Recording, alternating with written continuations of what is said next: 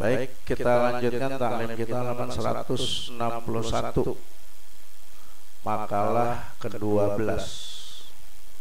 Bismillahirrahmanirrahim. Qala al-muallif rahimahullah ta'ala wa adaman nafa'a bihi wa bi barakati ulumihi wa bi wabina wa bikum fid dharaini amin.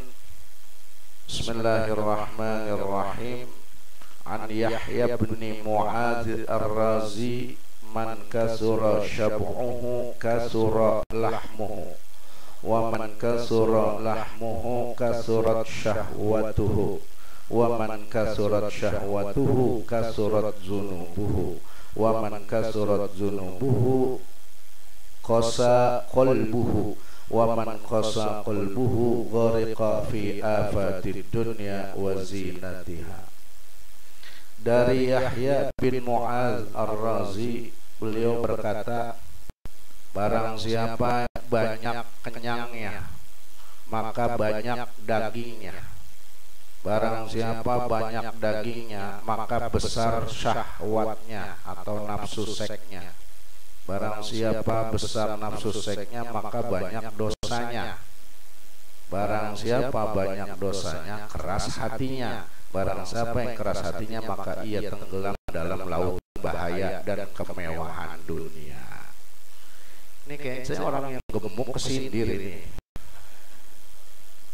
Tapi enggak semua lah. Enggak semua ya. Karena memang kalau kebiasaan para ulama, mereka itu kan rajin puasa sunnah, rajin tirakat. Salah satu hal yang mereka hindari, mereka ngikutin Nabi.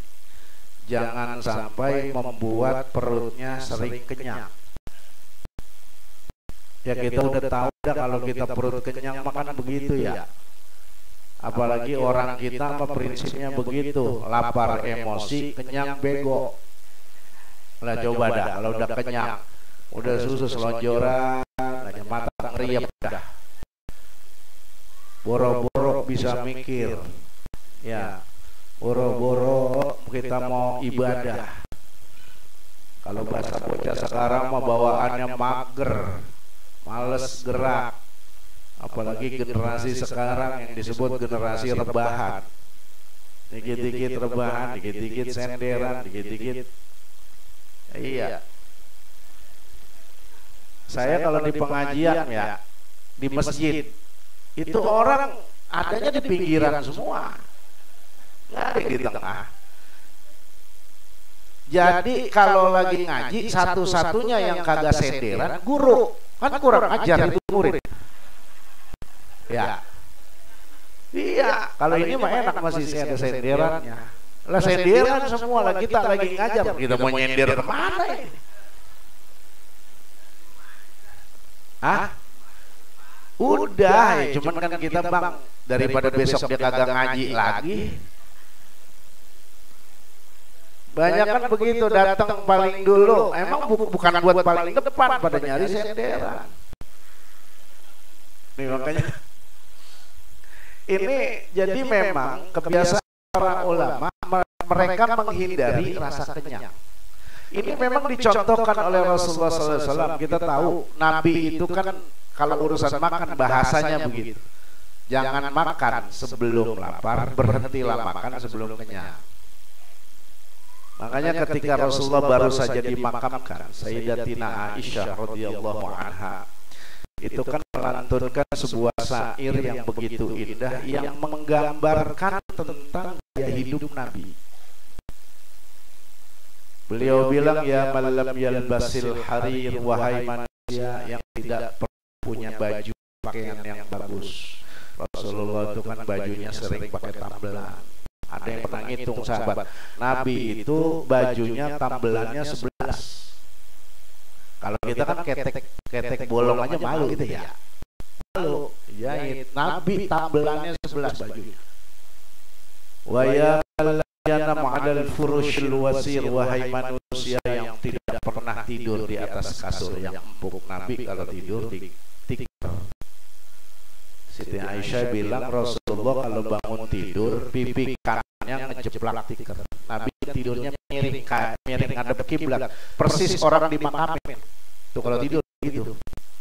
Dan biasanya bantalnya itu ini begini. Apa? Lengan beliau. Gitu. Wa ya man kharaja minad dunya wa lam yashba' batnahu khubz syair. Wahai manusia yang sepanjang hidupnya perutnya tidak pernah terisi dengan kenyang. Wa ya man ikhtaral hasir 'ala sarir, wahai manusia yang lebih memilih bersimpu di atas dada ketimbang enak-enakan tidur. Wa ya man tul layali min khawfi sahir, wahai manusia yang rela begadang karena takut neraka sahir. Karena ingin ibadah beliau takut aman neraka. Jadi memang Rasulullah itu perutnya nggak pernah terisi dengan kenyang. Bahkan satu ketika Sayyidina Umar tanpa sengaja tangannya itu nyingkap gamis Nabi. Ternyata Nabi perutnya diikat pakai batu, Pak. Ya Allah, sahabat pada nangis ngelihat itu. Ya Rasulullah, kalau engkau lapar kenapa engkau tidak bilang sama kami? Kami akan cariin makanan. Apa kata Rasulullah? Kalau urusan lapar biar saya duluan, kalian belakangan. Urusan kenyang kalian duluan, saya belakangan. Tuh, itu pemimpin. Kalau kita kan timbang baru jadi amil zakat beras bawa pulang duluan. Jatah amil nih, jatah amil begitu. Belum dibagi ke fakir miskin, bawa pulang yang cakep Pak. Emang pada begitu, hati-hati itu. Amil mah kalau kata saya amil ngapain ngambil jatah? Ada itu PWA mas saya, Ustaz amil jatahnya berapa ya? Pas mau bagiin zakat. Amil jatahnya 1/8, tapi kalau bisa mah jangan ambil apa, saya bilang gitu. Zakat kan daki, kotoran, emang apa? Bawa pulang duluan. Iya. Tuh. Nah, di sini Syekh Yahya bin Mu'az Ar-Razi bilang, barang siapa yang sering kenyang, banyak kenyangnya, maka banyak dagingnya. Orang kalau sering makan berarti kan gemuk ya. Ada nggak yang sering makan kurus? Ada Pak, ada Bu. Saya dulu punya teman di Mesir ya. Itu kalau makan, apalagi lagi ada jengkol, wah kayak kuburan Cina. Tahu kuburan Cina? Munjung di piring. Saya kata pegang itu bawahnya patah ntar piring. Tapi kagak pernah gemuk. Saya heran itu. Dia juga bilang, gue pengen gemuk kayak lu, kagak bisa katanya. Padahal makannya banyak. Ada orang yang makan dikit doang gemuk gitu ya. Hormon ya. Hormon. Iya, ada yang mau makan, mau puasa, mau kagak, tetep montok ada. Tuh.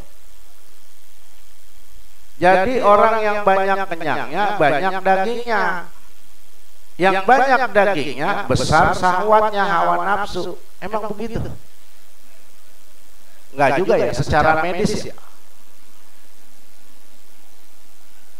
Ya, Pak Petir, dokter nih, saya tanya, bener nggak begitu? Enggak juga ya? Ya artinya ini bukan berarti beliau salah ya. Mungkin ini yang bisa, karena memang apa? Dulu ketika hawa nafsu diciptakan, nih kata Rasulullah cerita, ketika hawa nafsu diciptakan, itu hawa nafsu dibakar, nggak mempan. Dikasih ditaruh di tempat yang dingin, tetap aja nggak berontak nih hawa nafsu. Akhirnya itu hawa nafsu dikurung, nggak dikasih makan, baru nafsu itu menciut. Jadi memang untuk mengendalikan hawa nafsu ya puasa. Gitu. Puasa inilah yang untuk mengendalikan hawa nafsu. Makanya Imam Ghazali sampai bilang, inna nafsa iza lam tumna 'anil mubahat tama'at fil mahzurat. Hawa nafsu kita itu kalau nggak dicegah dari hal-hal yang mubah, bukan haram doang, yang mubah. Kita kan kalau lagi puasa dari subuh sampai maghrib ya. Makanan, minuman di rumah halal apa enggak? Halal, tapi kalau lagi puasa haram, halalnya habis